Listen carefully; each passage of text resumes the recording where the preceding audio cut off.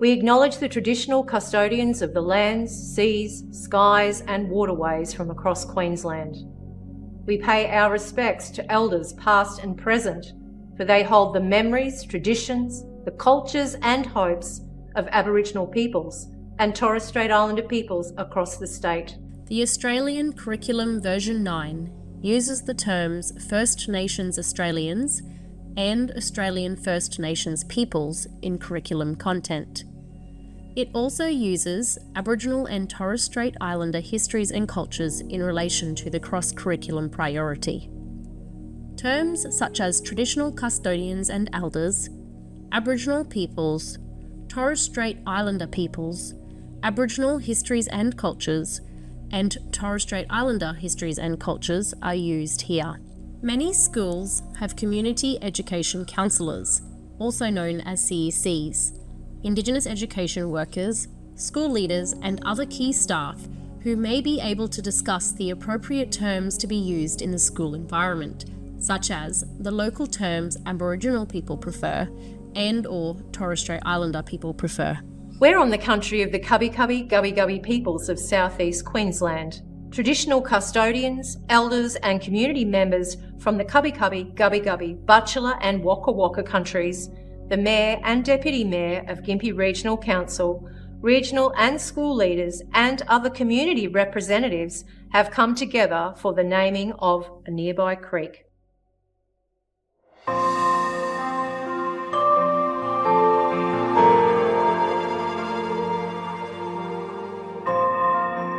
The creek was known by local residents as Jimmy's Creek since the late 1800s. Jimmy was an Aboriginal man that lived on the banks of this creek. Jimmy was, and is still known and respected by the descendants of the original settlers, such as Mr. Betts's grandfather, Mr. T.E. Betts, as a crack horseman and employed as a groom at the Glastonbury Inn. Uncle Jimmy and this humble little creek and this great signage will generate the curiosity of all who travel this road in the future, in the true spirit of reconciliation. After talking to council and that regarding the reconciliation, which I go to different areas, talk about reconciliation and care, I got in touch with the three groups, Bachelor, Cabby and Waka Waka people, looking at the fact that Uncle Jimmy is representing all of them. It wasn't just the fact that he was an old Aboriginal fella who lived at that breach in that creek.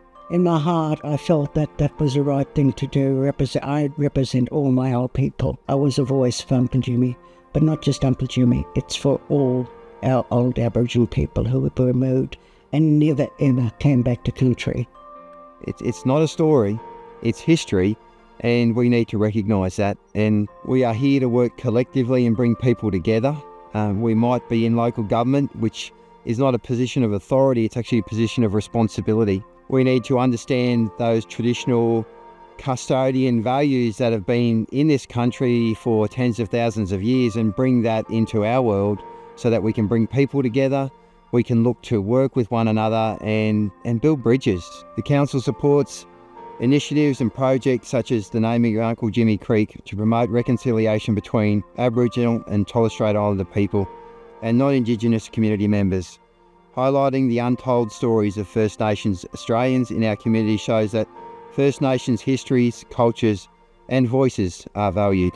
We do that through bringing alive our curriculum, through connection to place, understanding who have been our significant elders in our community. And Uncle Jimmy's Creek provides us with such a magnificent piece of our history to influence, to build understanding, to build connection, and to build a better future for all our children across our state. I'm an assistant regional director. I work with principals across this area, across the Bundaberg area, across the Bundaberg-Maryborough region. And my work is around building their understanding and enabling opportunities for them to connect with local elders, to talk about the importance of building understanding for the children in their school and providing opportunities through the curriculum that principals are leading that work. I've been a principal on the Sunshine Coast and hinterland area and the Fraser Coast area for around about 6 years.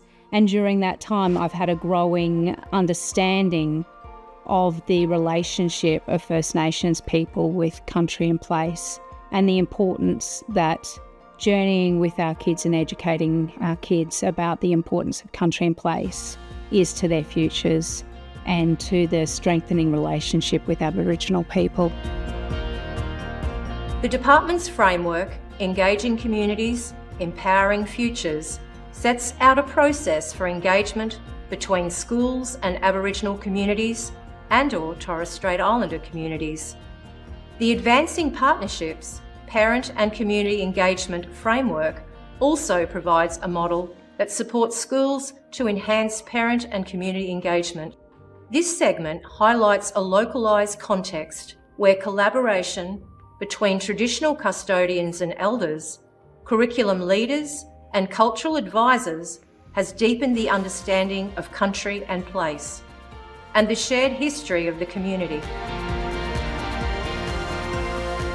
Reflect on how collaboration between traditional custodians, elders and community representatives and your school deepens understanding of country and place, and the shared history of the community.